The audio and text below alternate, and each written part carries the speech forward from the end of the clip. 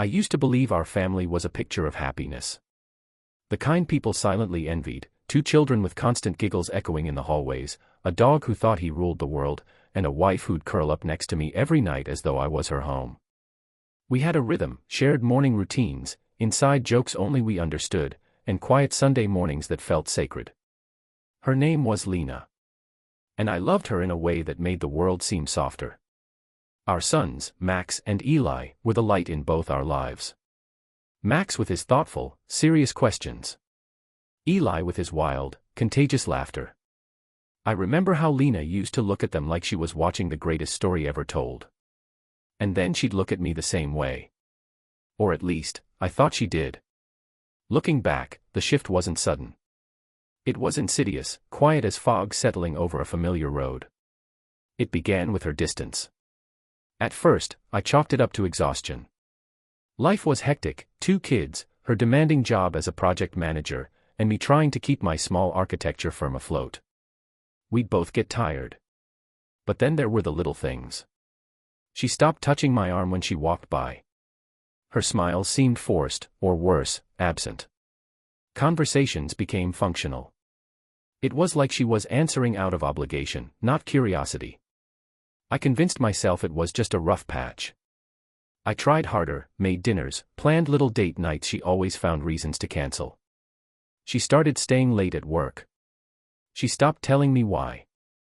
Then came the laughter. Not hers, his. Caleb, my best friend since college, had always been around.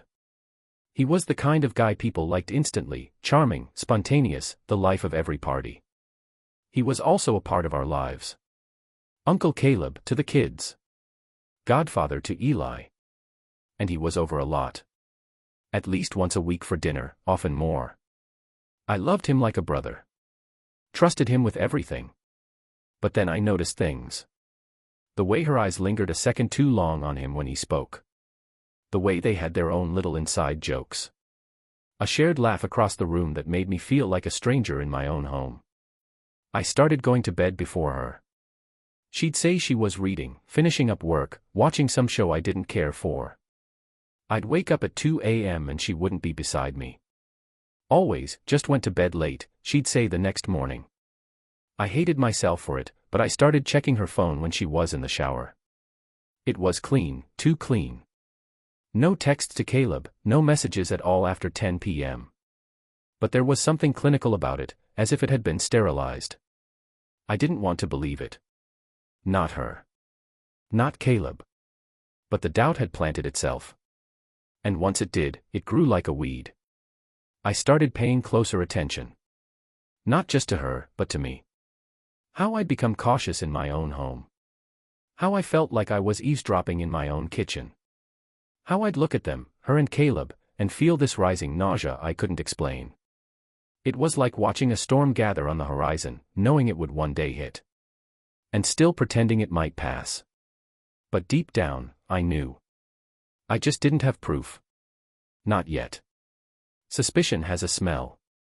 I swear it does. It settles in your bones like damp air in a locked room, making everything feel just a little colder. I became a man I didn't recognize. Watching her. Watching him. I didn't want to accuse, I wasn't even sure what of. There were no texts, no lipstick on collars, no glaring mistakes. Just a feeling. An ache. A quiet whisper that something sacred was unraveling right beneath my nose. One Saturday, I took the boys to the park alone. Lena said she had a headache. Fair enough, she had those often. Caleb texted me while I was pushing Eli on the swing. "How's the little rascals? Missed seeing M today." Odd, I thought. I hadn't told him we were out. And he hadn't mentioned coming by. I replied, casual. "Thought you were swinging by this morning." His response took a while. "Got busy. Rain check." But it hadn't been busy. The sun was out. It was one of those golden Saturdays where time slows down. I stared at my screen a little too long, my heart tapping its own warning rhythm. That night, I asked Lena how her headache was. She rubbed her temples and said, "Better, just needed to sleep." Then she climbed into bed, back turned. Her phone buzzed. I resisted. God, I wanted to believe her. But curiosity wrapped around my guilt like a vine. The next day, while she showered, I tried something I'd never dared. I plugged her phone into the family computer and opened the cloud backup. It wasn't easy, she'd always been tech-savvy. But I managed to access deleted messages. There weren't many. Just a few. Most looked like work. But one, just one, hit like a gut punch. From Caleb. 3 weeks old. Last night was risky, but worth it. There was no context. Just that. I stared at it until the screen went dim. Worth it. That's when the bottom of my stomach gave way. I sat on the edge of our bed and watched the steam drift under the bathroom door. I could hear her humming. Innocently. Calmly. And I was shaking. I didn't say anything that day. Or the next. Instead, I started unraveling things like thread. I checked our home cameras, the smart ones connected to my phone. The ones Lena never cared to learn how to use. Nothing obvious, but one clip, 2 weeks ago, showed her letting Caleb in at 11:42 p.m. He left at 1:13 a.m. I remembered that night. I'd been visiting my mother in hospice. I came back early that morning. She was still in bed. She said she couldn't sleep without me. She kissed me. Held me. God help me, I believed her. That night I held her hand and I felt sick. Not because she was touching me, but because I didn't know who she really was anymore. Or who I was becoming. Max asked me at dinner if Uncle Caleb was coming again soon. I told him maybe. I wanted to scream. To throw a glass against the wall. To confront them both. But I wasn't ready. Not yet. I needed truth, not just suspicion. I needed the kind of truth that couldn't hide behind charm or excuses. So I waited. And with every passing hour, something inside me hardened. The man I'd been, the soft, trusting, foolish man, was slipping away. I started recording things. Not just on my phone, but in my mind. The way she stopped saying, "I love you" first. The way she flinched when I touched her waist as she cooked. How her laughter with Caleb had this sparkle, one I hadn't seen directed at me in months. The lies weren't even clever anymore. Just careless. One evening, Lena said she had a team dinner. I nodded, kissed her cheek, and told her to drive safe. She left in heels and a dress I hadn't seen in a year, the same one she wore on our 10th anniversary. She looked beautiful. And I hated how much that still mattered to me. After she left, I made a call I'd never imagined I'd make. "Hey, Jake. You still do freelance PI stuff?" Jake had been a buddy back when I did my architecture internship. Now he was in the business of trailing cheating spouses and corporate thieves. I didn't want to do it. It felt dirty. But what Lena was doing to our marriage, to our family, was far worse. Jake agreed to follow her. He told me he'd be discreet. That he'd get me what I needed. What I needed. I didn't even know anymore. That night, I tucked Max and Eli in, brushing hair back from sleepy foreheads and forcing a smile when Max asked if Mommy would be home to say goodnight. I told him maybe. He turned over, trusting me. Still trusting me. Lena came home past midnight. I watched from the window as a familiar shape, Caleb's car, dropped her off half a block away. She walked up like a ghost, heels in hand, mascara faintly smudged.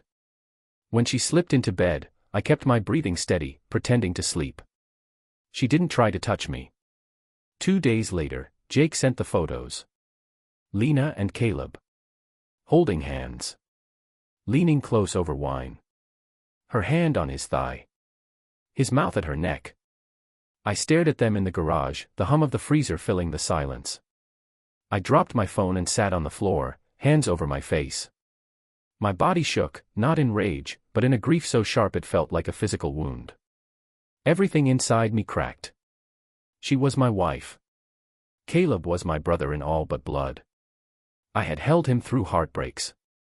He'd held my firstborn in the hospital. He toasted me at our wedding. And now they were sleeping together behind my back, behind my children's innocence. I didn't sleep that night. I watched the clock. I watched her. I wondered how long she had planned to keep lying. If she even felt guilt anymore. The next morning, I looked at myself in the mirror. My eyes were hollow. My jaw clenched so tight it ached. I shaved, slowly. Put on my best shirt. And I took the boys to school. Like a good husband. Like a good father. Then I drove home, and waited for Lena. Because I was done pretending. She came home humming. The sound of it clawed at my chest. So casual, so unaware of the storm that waited for her in the living room. I sat on the edge of the couch, the photos printed and laid out on the coffee table like evidence in a courtroom. She didn't notice at first. "Hey babe," she said, walking in with her work bag slung over one shoulder. "Kids good today?"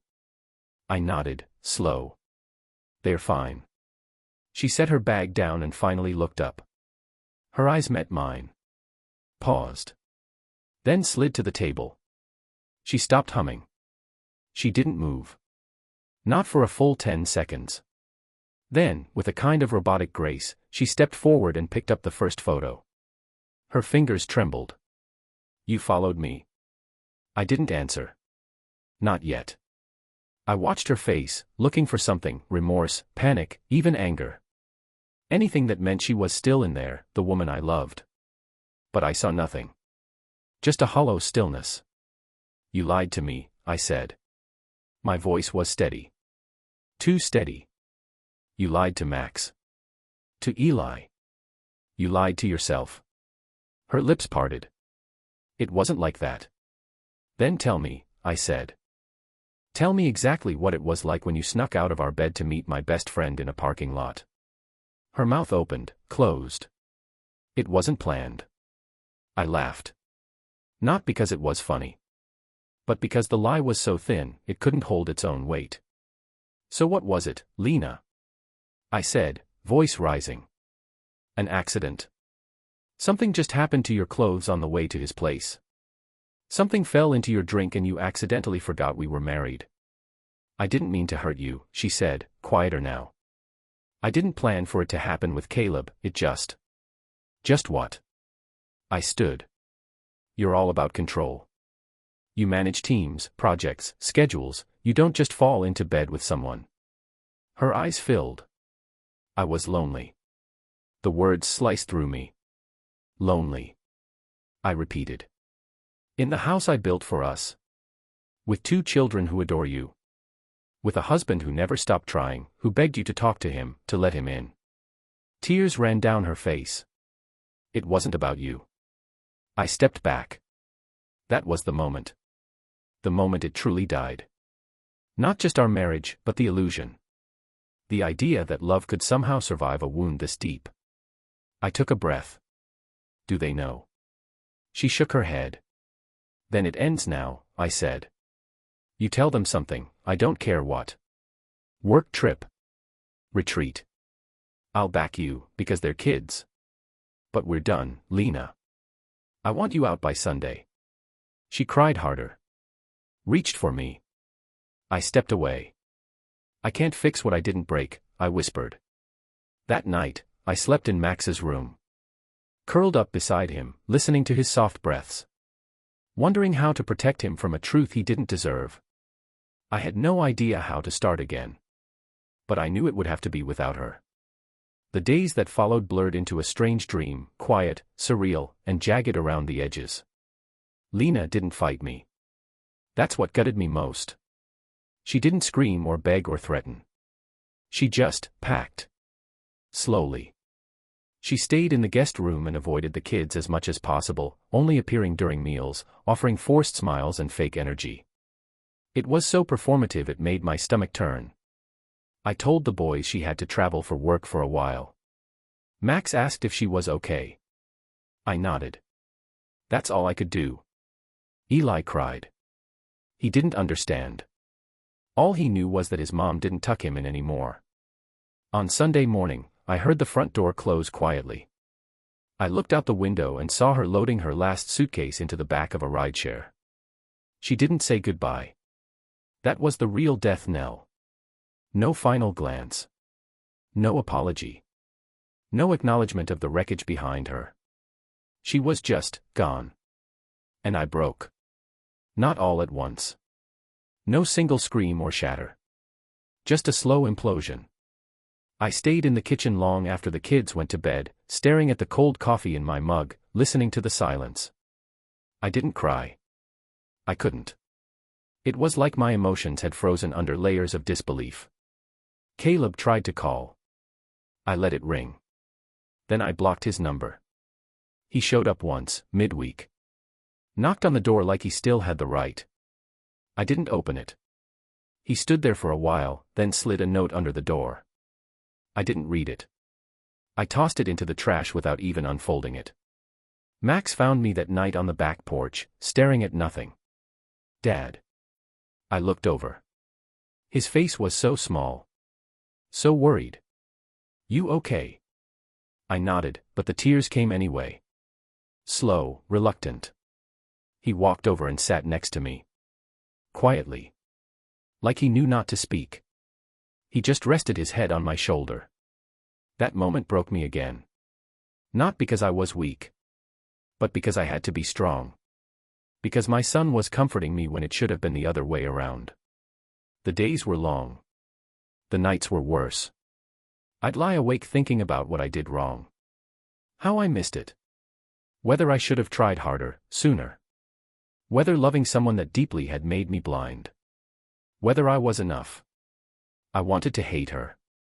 But hate takes energy. And I had none left. I wasn't a man anymore.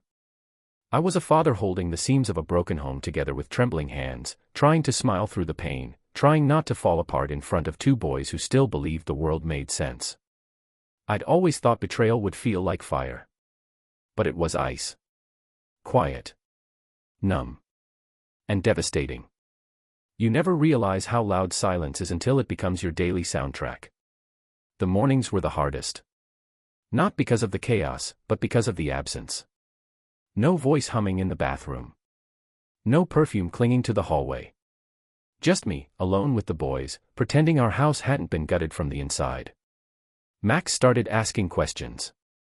Is Mom coming back soon? I had a rehearsed answer. She's figuring some things out. It wasn't a lie. It wasn't the truth either. He asked again a few days later. This time with more edge. Did you guys fight? I paused at the kitchen counter, hand gripping a cup I hadn't yet filled. A little, I said softly. But it's not your fault. None of this is. He nodded. But the way he turned his face told me something cracked behind his eyes.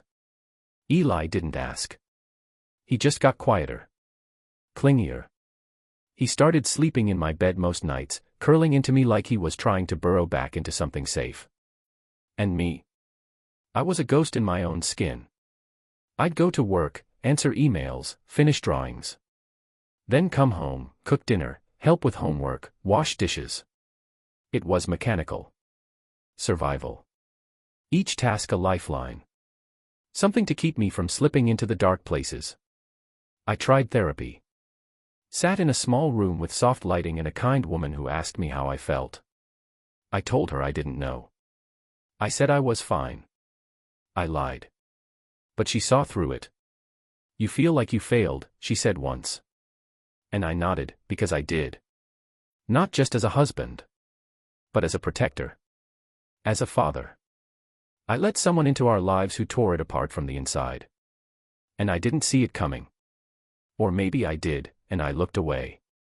I missed Lena. Not the Lena who betrayed me, but the woman I thought I knew. The one who used to fall asleep on my chest after long days. Who once whispered that I was her home. I mourned her like a death. Quietly. Daily. One evening, I found an old video on my phone. Eli's second birthday. Lena was singing, holding the cake, laughing as Max tried to blow the candles out early. Caleb was there too. Smiling. His hand on my shoulder. I deleted it. The hollow spaces in the house weren't just where her things had been. They were inside me. Inside our boys. Empty corners of what once was. And yet, somehow, we kept going. One step. then another. Because even in brokenness, life demands motion. It had been 3 months since Lena walked out of our lives like she had just missed a turn on a drive and decided not to go back. 3 months since I felt the crack in the foundation of everything I had built. Then she emailed me. No subject line. Just a plain message sitting in my inbox like a ghost waiting to be acknowledged. Can we talk? Please. Just once. For the kids, if nothing else. I stared at it for a long time. She hadn't reached out before. Not to apologize. Not to explain. Not even to check in on the boys. That silence was its own kind of cruelty, one that had etched itself into Max's guarded eyes and Eli's 2 quick hugs. Still, I agreed. We met at a cafe far from home. I arrived first. She came in late, like always, looking smaller somehow. Like time had folded her in on herself. There was no wedding ring on her hand. I wondered if she noticed mine was gone too. She sat down across from me, but didn't say anything right away. Her hands curled around a coffee cup she hadn't sipped. I don't know where to begin, she said. Try the truth, I replied. She winced, then nodded. I loved him. I think I did. Or maybe I loved who I was with him. I clenched my jaw. And you stopped loving who you were with me? No, she said quickly. I stopped loving myself. Everything became routine. And you were always so sure. So steady. And I wasn't. I let the silence hang between us. She looked at me then, eyes red-rimmed but dry. He left, you know. Caleb. Said he couldn't handle the guilt. Or maybe he just got bored.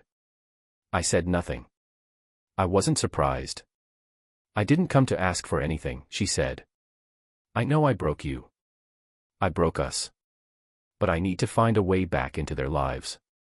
Please. Let me fix at least that. I looked at her for a long time. I wanted to scream.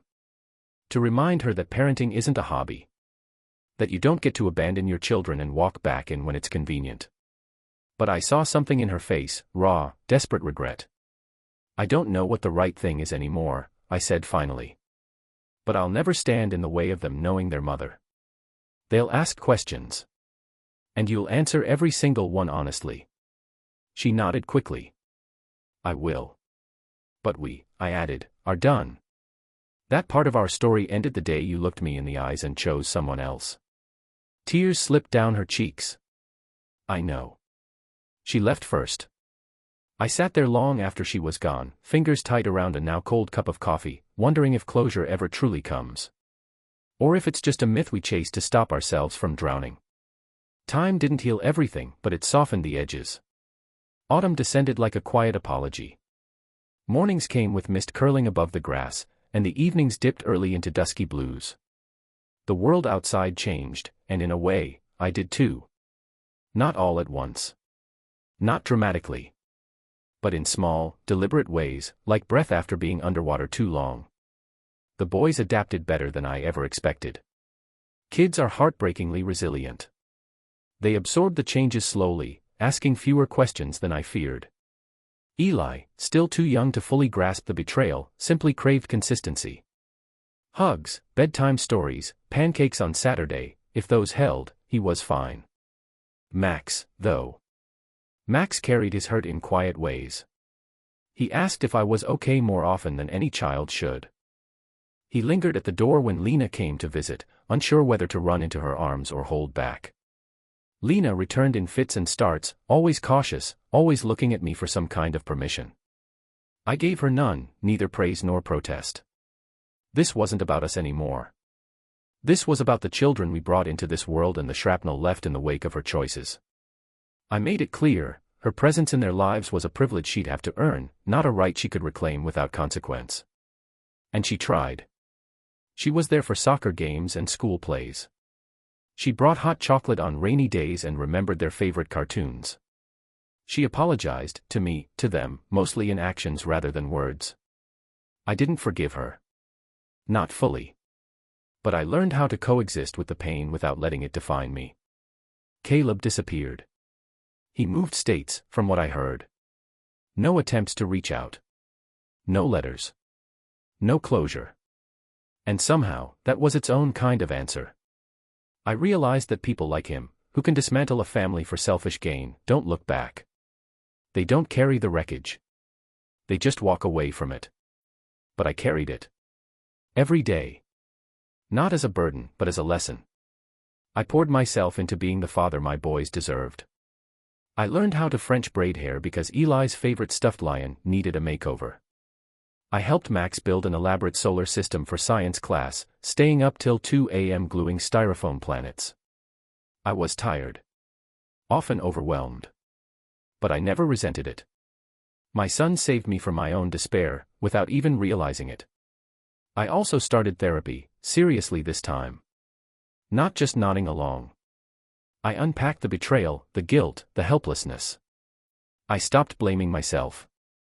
I stopped wondering what I could have done differently to stop a choice that was never mine to control. And slowly, I began to let go, not of the memory, but of its hold on me. I picked up hobbies again. Jogging became more than stress relief. I started cooking new recipes, burned a few, perfected a few. I met other single parents, people with their own scars, their own survival stories. There was something oddly comforting in sharing space with others who knew what it meant to lose and live anyway. One afternoon, Max asked me a question that stayed with me. "Are you happy now, Dad?" I hesitated, not because I didn't know the answer, but because it was layered. I smiled and said, "I'm getting there." He nodded like he understood more than he let on. "You seem like you're not carrying as much." That was it. That was the shift. I wasn't whole, not in the way I used to believe I had to be. But I was honest with myself. I was standing again.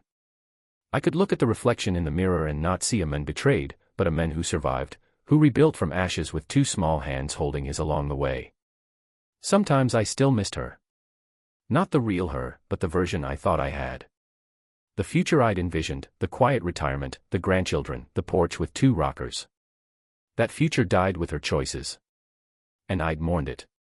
But now I could see a different future.